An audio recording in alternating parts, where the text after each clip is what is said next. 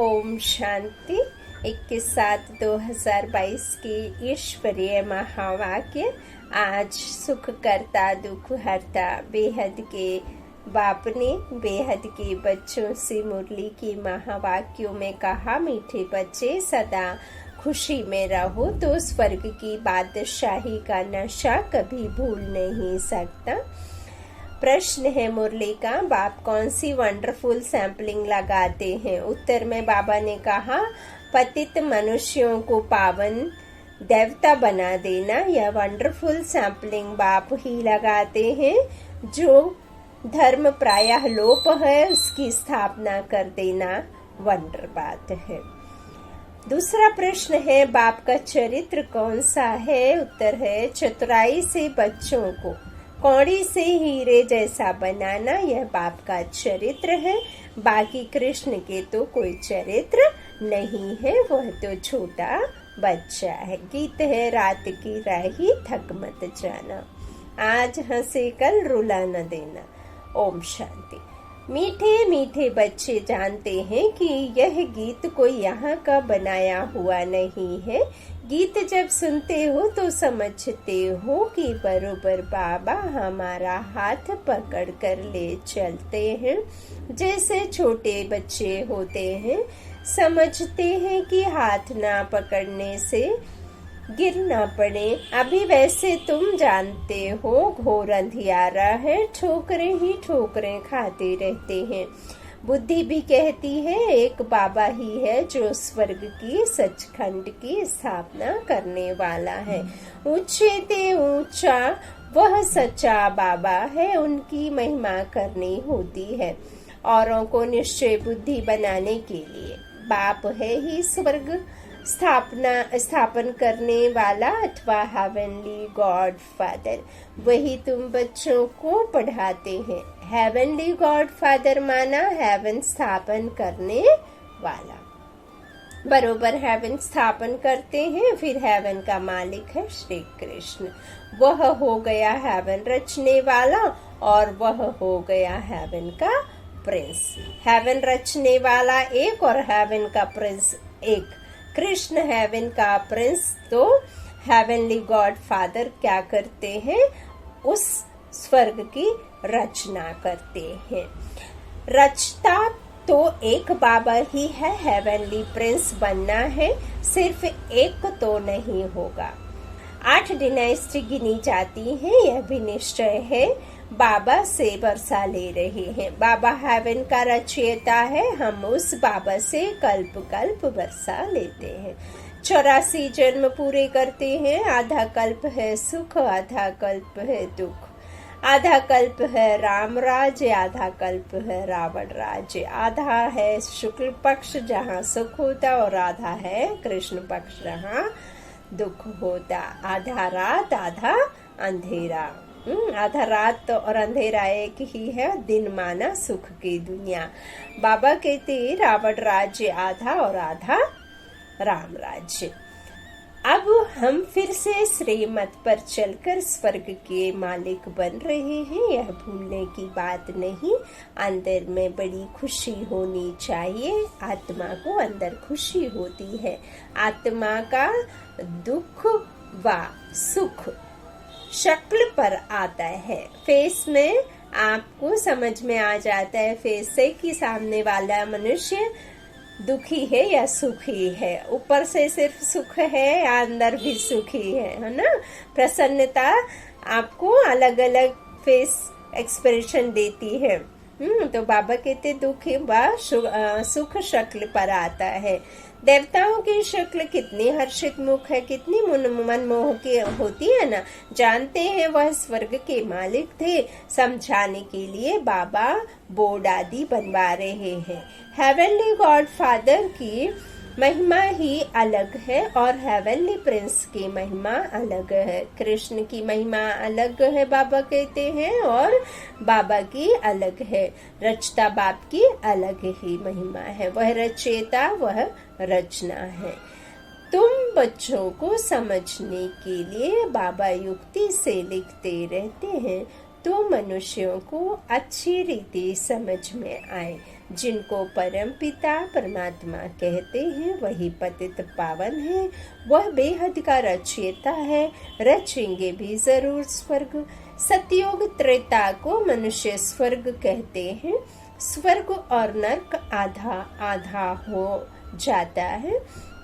सृष्टि भी बरोबर आधा आधा है, नई और पुरानी। उस जड़ झाड़ की आयु कोई फिक्स नहीं होती, इस जड़ की आयु बिल्कुल फिक्स है। इस मनुष्य सृष्टि झाड़ की आयु पूरी एक्यूरेट है, ऐसे और कोई की होती नहीं। 1 सेकंड का भी फर्क नहीं पड़ सकता। वैरायटी 4 है, एक्यूरेट बना बनाया ड्रामा है। यह खेल 4 भाग में बांटा हुआ है। जगन्नाथपुरी में हंडा चढ़ाते हैं चावल का। 4 भाग में ठीक वैसे ही जैसे 6-6 घंटे का सुबह दोपहर शाम और रात बटी हुई है, ऐसे ही 4 युगों का ये भाग में बाबन कहते हैं बटा हुआ है, जिसमें फिर इक्वल भाग में इक्वल जो उसकी 1250 से 4 टाइम में बंटा हुआ है ना, बाबा कहते हैं। वहाँ भी देखो जगन्नाथपुरी में हांडा चढ़ाते हैं चावल में, उसमें भी क्या करते हैं 4 भाग हो जाते हैं। यह सृष्टि भी 4 भागों में बटी हुई है। इसमें 1 सेकंड भी कम जास्ती हो नहीं सकता। तुम जानते हो बाप ने 5000 वर्ष पहले हांडा चढ़ाते हैं चावल का, उसमें 4 भाग हो जाते हैं। यह सृष्टि भी 4 भागों में बटी हुई है। इसमें 1 सेकंड भी कम जास्ती नहीं हो सकता। तुम जानते हो बाप ने 5000 वर्ष पहले भी समझाया था, हूबहू वैसे ही समझा रहे हैं। निश्चय है 5000 वर्ष बाद फिर हेवनली गॉड फादर स्वर्ग की स्थापना करने वाला हमको स्वर्ग की बादशाही प्राप्त कराने के लिए लायक बना रहे हैं। बाबा लायक बनाते हैं, रावण क्या करता है नालायक बनाते हैं, है ना। रावण तो नालायक ही बनाएगा, जिसमें जो लायक होता है लायक बनाने वाला तो लायक बनाएगा। बाबा लायक है तो लायक बनाते हैं, जो नालायक है वो कैसे लायक बना सकते। तो रावण ने हम सबको क्या किया, नालायक बना दिया है, जिससे भारत कौड़ी जैसा बन पड़ता है। बाबा ऐसा हमें लायक बनाते हैं जो भारत हीरे जैसा बन जाता है। नंबरवार मर्तबे तो होते ही हैं, हर एक का अपना अपना कर्म बंधन का हिसाब किताब है। जिसने जैसे कर्म किए सो से वैसे ही कर्म बंधन के हिसाब से अपना अपना कर्म बंधन भोग रहे हैं, हिसाब किताब चुप तो कर रहे हैं। कोई पूछते हैं बाबा हम वारिस बनेंगे व प्रजा, बाबा कहते हैं अपना कर्म बंधन देखो। बुद्धि रूपी दर्पण बाबा ने सभी को दिया है, उसमें चेक एंड चेंज करो अपने को। तो कर्म अकर्म विकर्म की गति तो बाप ही समझाते हैं। जब हमारा कर्म अकर्म होता है तो हम क्या करते हैं, सुख में रहते हैं, और जब हमारा कर्म विकर्म बनना शुरू होता है तो धीरे धीरे हम क्या करते हैं, दुख में आते, और दुख से फिर उतरते उतरते उतरते भक्ति चढ़ती जब, तो फिर हम नीचे ही उतरते हैं। तो भक्ति की शुरुआत होते ही हम क्या करते हैं, पुजारी बन जाते हैं, और फिर हम नीचे गिरते ही आते हैं। फिर जब तक संगम ना आए, परमात्मा ना आए, तब तक चढ़ती कला में कोई जा ना सके। तो यह भी बाबा ने हम बच्चों को सम्मुख हो बैठ समझाया है, कर्म कर्म विकर्म की गति।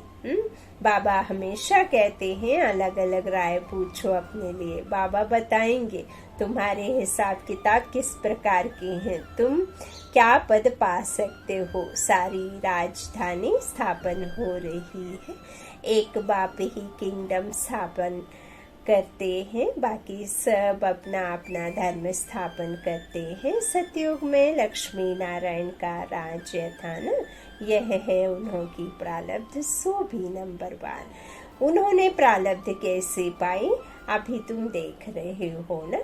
बाप कहते हैं मैं कल्प कल्प कल्प के संगम युग पर आता हूँ। फिर सभी ने समझा कि वो युगे युगे आता है, युगे युगे नहीं आता, कल्प के अंत में एक ही बार संगम पर आता है। अनेक ऐसे कल्प के संगम बीते हैं, बीतते चलेंगे, उनका कोई अंत नहीं है ना, उसका कोई अंत है ही नहीं। बुद्धि भी कहती है कि पतित पावन बाप आएंगे ही संगम पर, जबकि पतित राज्य का विनाश कराए पावन राज्य की स्थापना करनी है। इस संगम की ही महिमा है। सतयुग कहते हैं। किसे कहते हैं? सतयुग। बाबा क्या कर रहे हैं? अभी शांति धाम सुख धाम ले जा रहे हैं ना, तो बाबा कहते हैं इस संगम युग की ही महिमा है। सतयुग त्रेता के संगम पर कुछ होता नहीं है। सतयुग और त्रेता के संगम पर कुछ होता नहीं। जब सतयुग खत्म होता है, त्रेता की शुरुआत होनी होती है ना, तो उसके बीच में कुछ नहीं होता है। बाबा कहते हैं उन दोनों के संगम पर कुछ नहीं होता, वह तो सिर्फ राजाई की ट्रांसफर होती है ना। अपना जब सूक्ष्म रीति से उनका जो गिरना शुरू होता है, तो वो क्या करते हैं, अपना राज्य भाग्य त्रेता वालों को सौंप देते हैं, तो वहाँ ट्रांसफर होती है।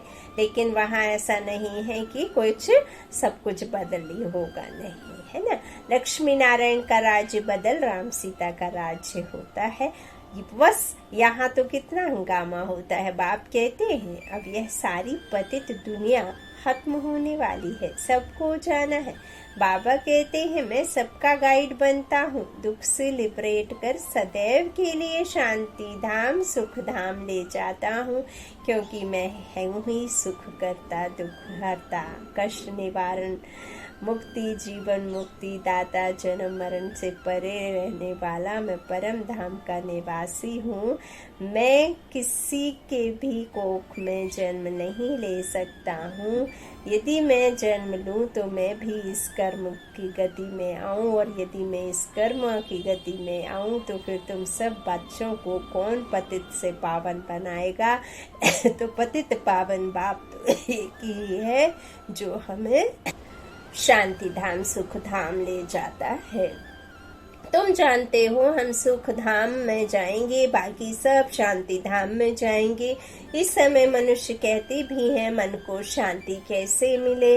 ऐसे कभी नहीं कहेंगे कि सुख मिले, शांति के लिए ही कहते हैं। सब शांति में ही जाने वाले हैं, फिर अपने अपने धर्म में आने वाले हैं।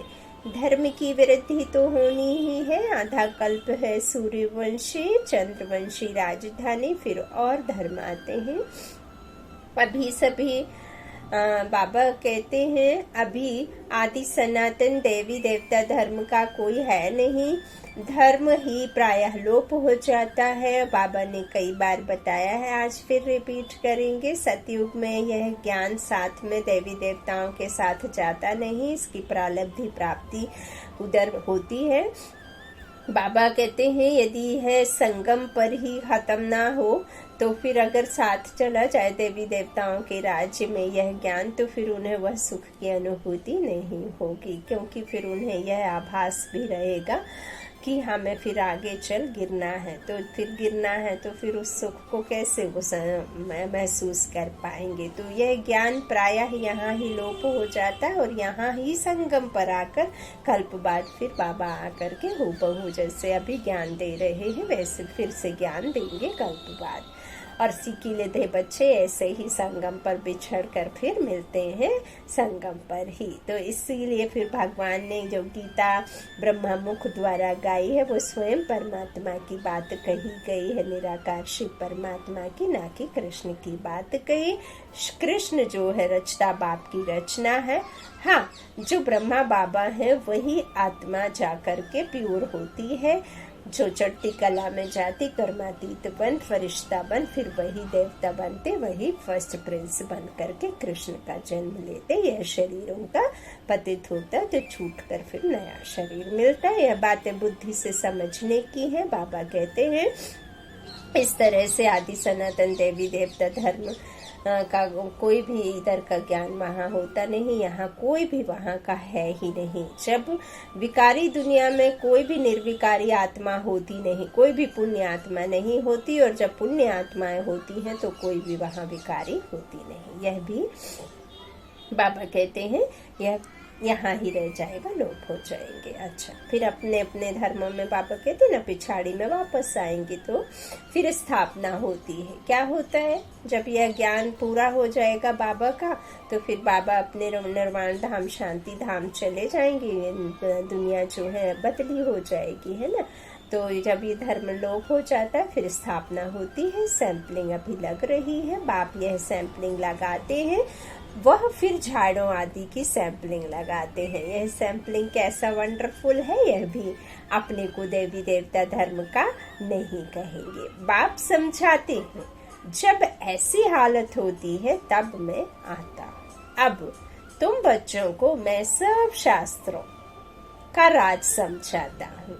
अब तुम जज करो कि कौन राइट है। रावण है ही रॉन्ग मत देने वाला, इसलिए अनराइटियस कहा जाता है। बाप है ही राइटियस, सच्चा बाबा सच ही बताएंगे। सचखंड के लिए सच्चा ज्ञान बताते हैं। बाकी यह वेद शास्त्र हैं। भक्ति मार्ग के कितने मनुष्य पढ़ते हैं। लाखों गीता पाठशालाएं अथवा वेद पाठशालाएं होंगी, जन्म जन्मांतर से पढ़ते ही आते हैं। आखिरीन कोई तो एम ऑब्जेक्ट होनी चाहिए। पाठशाला के लिए एम ऑब्जेक्ट चाहिए। हम जब पढ़ाई करते हैं, स्कूल जाते हैं, तो यूं ही टाइम पास के लिए नहीं जाते हैं। कोई बच्चों को स्कूल भेजते हैं तो उसके पीछे भी कुछ ना कुछ एम ऑब्जेक्ट होती है कि बच्चा बड़ा होए, पढ़ाई करेगा, अपने पैरों पर खड़ा होगा, अपना लाइफ को लग्जरी स्पेंड करेगा, अपने परिवार की पालना अच्छी रीति कर पाएगा। तो इस तरह से कुछ ना कुछ उसका जॉब का कुछ जॉब अगर करनी है उसके लिए भी कुछ एम ऑब्जेक्ट है। क्यों जॉब करनी है, ऐसे ही तो जॉब नहीं करनी है, ऐसे ही तो पढ़ाई नहीं करनी। तो हर एक बात के पीछे कुछ ना कुछ एम ऑब्जेक्ट होती ही है। बाबा कहते हैं पाठशाला, इस पाठशाला के लिए एम ऑब्जेक्ट चाहिए। शरीर निर्वाह अर्थ पढ़ते हैं, एम ऑब्जेक्ट होती है। जो कुछ पढ़ते हैं, शास्त्र सुनाते हैं, तो शरीर निर्वाह चलता है। अब जो भी शास्त्री पंडित जी आते हैं, यूं ही तो नहीं ना उनको कि फ्री में आकर के वो सत्संग करते हैं चले जाते हैं। कुछ ना कुछ उनका जो भी लेते हैं वो शरीर निर्वाह अर्थ के लिए तो लेते हैं। तो बाकी ऐसे नहीं मुक्ति जीवन मुक्ति को पा लेते हैं। वो शास्त्र आदि जो पढ़ते हैं, सुनाते हैं, हम सुनते हैं, जो सत्संग में जाते हैं, तो पापा कहते हैं उससे ऐसे तो नहीं है ना कि उस गुरु के ज्ञान, उस सत्संगी के ज्ञान के द्वारा आपको मुक्ति जीवन मुक्ति मिल जाएगी। नहीं जी, बाबा कहते मुक्ति जीवन मुक्ति को पा लेते हैं, यह तो रॉन्ग है।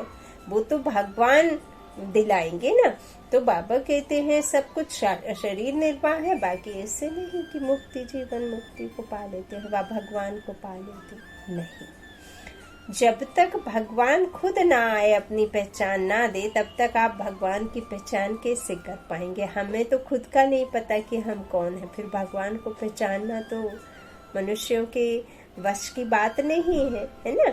समझते हैं हनुमान गणेश सब में भगवान है। सर्वव्यापी का बुद्धू में, बाबा कहते बुद्धि में बैठा हुआ है ना। बाबा ने समझाया है, जो जिस भावना से जिसकी भक्ति करते हैं, वह भावना पूरी करने के लिए मैं साक्षात्कार करा देता हूँ। वह समझते हैं बस हमें भगवान ही मिल गया, खुश हो जाते हैं। भक्त माला है ही अलग और ज्ञान माला अलग है। इनको रुद्र माला कहा जाता है और वह है भगत माला। जिन्होंने जास्ती ज्ञान पाया उन्हों की माला है और वह जास्ती भक्ति करने वालों की माला है। भक्ति के ही संस्कार ले जाते हैं तो फिर भक्ति में चले जाते हैं। भक्ति के यदि यहाँ संगम पर इस अंतिम जन्म में भक्ति के संस्कारों के साथ जाएंगे तो फिर वो भक्ति काल में ही आएंगे। वह संस्कार एक जन्म साथ चलते हैं, ऐसे नहीं कि दूसरे जन्म में भी होंगे। नहीं, तुम्हारे तो यह संस्कार अविनाशी बन जाते हैं 21 जन्मों के लिए। और 21 जन्म कहना भी ठीक है, लेकिन उससे कहीं जास्ती कहना यह भी ठीक है कि पूरे कल्प के लिए जो ये संगम की पढ़ाई है वो आपके साथ चलती है ना। आत्मा जो भी इकट्ठा यहाँ करके जाती है वह पूरे कल्प आपको सुख दुख का हिसाब किताब वही करती है कि कितना सुख है कितना दुख है ना।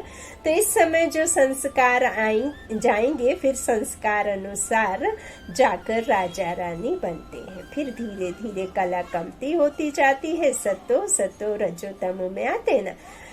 अभी तुम बीच में हो, बुद्धि वहां लटकी हुई है, बैठे भल हम यहाँ हैं, परंतु बुद्धि योग वहाँ है। आत्मा को ज्ञान है कि अभी हम जा रहे हैं, बाबा को ही याद करते हैं।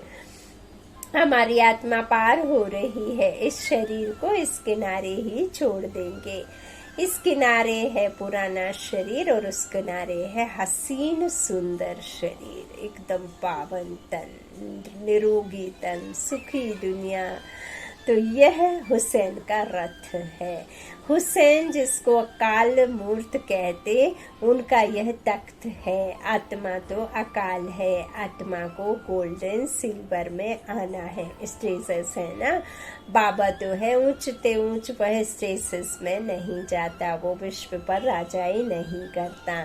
आत्माएं स्टेजेस में आती हैं, गोल्डन एज वालों को फिर सिल्वर में आना पड़े। अभी तुमको गोल्डन एज में जाना है, तो अभी आयरन एज से गोल्डन एज में बाबा ले जाते हैं। अपना परिचय देते रहते हैं, उनको कहते भी हैं हेवनली गॉड फादर, लिबरेटर है ना बाबा। तो उनका अलौकिक दिव्य जन्म है, उनका लौकिक जन्म नहीं, उनका अलौकिक दिव्य जन्म है। खुद बताते हैं कि मैं कैसे प्रवेश करता हूँ। इसको जन्म नहीं कहेंगे, जब समय पूरा होता है तब भगवान को संकल्प उठता है जाकर रचना रचे। ड्रामा में उनका पाठ है ना, परमपिता परमात्मा भी ड्रामा के अधीन है। मेरा पाठ ही है भक्ति का फल देना। परम पिता परमात्मा को सुख देने वाला ही कहा जाता है। अच्छा कर्तव्य करते हैं तो अल्पकाल के लिए उसका रिटर्न मिलता है। तुम सबसे अच्छा कर्तव्य करते हो, सबको बाप का परिचय देते हो। अब देखो, राखी का त्योहार आता है तो इस पर भी समझाना पड़े। राखी है ही पतित को पावन बनाने की प्रतिज्ञा के लिए, है ना। राखी हम बांधते हैं तो हम क्या प्रतिज्ञा लेते हैं? एक तो दुनिया का सबसे पवित्र रिश्ता राखी है। राखी धागे को बांधना माना भाई बहन का जो रिश्ता है उसको शो करना कि हम आपस में भाई बहन हैं, एक दूसरे की रक्षा करने का, सदा पावन बनने का, पावन रहने का, एक दूसरे के प्रति शुद्ध भावना, शुद्ध विचार रखने का जो हम विचार करते हैं, रक्षा सूत्र बांधते हैं ना, तो उसके पीछे बाबा कहते हैं प्रतिज्ञा है पावन बनने की, अपवित्र को पवित्र बनाने का रक्षा बंधन। तुमको पहले परिचय देना है पतित पावन बाप का। जब तक वह ना आए तब तक पावन बन नहीं सकते। वह धागे आदि सब एक बाबा कहते हैं दंत कथाएं हैं, असली राखी तो यहाँ होती है। बाप ही आकर पवित्र बनने की प्रतिज्ञा कराते हैं। जरूर कब हुआ है, जो रस्म रिवाज चली आई है। अब प्रैक्टिकल में देखो, ब्रह्म कुमार कुमारियां राखी बांध पवित्र रहते हैं। जनेऊ, कंगन आदि भी सब पवित्रता की निशानी है ना। पतित पावन बाप कहते हैं काम महाशत्रु है, अब मेरे साथ प्रतिज्ञा करो कि हम पवित्र रहेंगे। बाकी कोई कंगन आदि पहनना नहीं है, वह तो सिर्फ दिखावा है। बाप कहते हैं प्रतिज्ञा तो मन से होती है, तो प्रतिज्ञा करो, मुझे 5 विकार दान करो। यह राखी बंधन 5000 वर्ष पहले भी हुआ था। पतित पावन बाप आया था, आकर राखी बांधी थी कि पवित्र बनो, क्योंकि पवित्र दुनिया की स्थापना हुई थी। अब तो नर्क है ना, हम फिर से आए हैं। अब श्रीमत पर प्रतिज्ञा करो और बाप को याद करो तो तुम पावन बन जाएंगे। अभी पतित मत बनो। तुम भी कहो हम ब्राह्मण आए हैं प्रतिज्ञा कराने। हम प्रतिज्ञा करते हैं हम कभी पतित नहीं बनेंगे, परंतु ऐसे भी बहुत लिखकर क्या करते हैं, खत्म हो जाते हैं। पतित पावन बाप आते ही हैं संगम पर, ब्रह्मा द्वारा आकर डायरेक्शन देते हैं बच्चों को कि पवित्र बनो। यहाँ सबने प्रतिज्ञा की है, तुम भी जस करो, तब ही बाप से वर्षा मिलना है। तुम पवित्र ब्राह्मण बनो तो फिर से देवता बन जाएंगे। हम ब्राह्मणों की प्रतिज्ञा की हुई है। एल्बम भी दिखाना चाहिए। यह राखी बंधन की रस्म कब शुरू हुई थी? अभी संगम पर यह पवित्रता की प्रतिज्ञा की हुई है, जो फिर 21 जन्म तक पवित्र रहते हैं। अब बाप कहते हैं मामे कम याद करो, ऐसी पॉइंट्स निकाल पहले ही भाषण बनाना चाहिए। यह रस्म कब से शुरू हुई? 5000 वर्ष की बात है। कृष्ण जन्माष्टमी भी 5000 वर्ष की है। कृष्ण के चरित्र तो कुछ है नहीं, वह तो छोटा बच्चा है। चरित्र तो एक बाप के हैं जो चित्राई से बच्चों को कौड़ी से हीरे जैसा बनाते हैं। बलिहारी उसे की ही है। और किसका बर्थडे मनाना कोई काम का नहीं। बर्थडे मनाना चाहिए एक परमपिता परमात्मा का। बस मनुष्य तो कुछ भी नहीं जानते। आज मीठे मीठे सिटी लाधे बच्चों प्रति माता पिता बाप दादा का याद प्यार और गुड मॉर्निंग। रूहानी बाप की रूहानी बच्चों को नमस्ते। हम रूहानी बच्चों की रूहानी माता पिता बाप दादा को याद प्यार और गुड मॉर्निंग। शुक्रिया बाबा, मीठे बाबा, प्यारे बाबा। धारणा के लिए मुख्य सार। पहला, बाबा ने कहा बारिश बनने के लिए अपने सब हिसाब किताब कर्म बंधन चुकतू करने हैं। बाप की राय जो मिलती है उस पर ही चलना है। दूसरा, सबको बाप का सत्य परिचय दे। पतित से पावन बनाने का श्रेष्ठ कर्तव्य करना है। पवित्रता की राखी बांध पवित्र दुनिया के मालिक बने का वर्षा लेना है। वरदान बाबा ने बहुत ही अच्छा दिया है। एक पास शब्द की स्मृति द्वारा किसी भी पेपर में फुल पास होने वाले पास विद ऑनर भव। किसी भी पेपर में फुल पास होने के लिए उस पेपर के क्वेश्चन के विस्तार में नहीं जाओ। ऐसा नहीं सोचो कि यह क्यों आया, कैसे आया, किसने किया। इसके बजाय पास होने का सोचकर पेपर को पेपर समझकर पास कर लो। सिर्फ एक पास शब्द स्मृति में रखो कि हमें पास होना है, पास करना है और बाप के पास रहना है, तो पास विद ऑनर बन जाएंगे। स्लोगन बाबा ने दिया, स्वयं को परमात्मा प्यार के पीछे कुर्बान करने वाले ही सफलता मूर्त बनते हैं। स्वयं को परमात्मा प्यार के पीछे कुर्बान करने वाले ही सफलता मूर्त बनते हैं। बाबा ने कई बार पतंगे का भी निशान दिया है कि कैसे जब तक लाइट जलती है तो क्षमा पर परवाने जाते हैं, पर अपने त्याग कर सुबह तक देखो तो सभी पर बलिहार चढ़ जाते हैं। अच्छा, ओम शांति। शुक्रिया बाप दादा, शुक्रिया आप सभी भाई बहनों के स्नेह का। Good night, Om Shanti.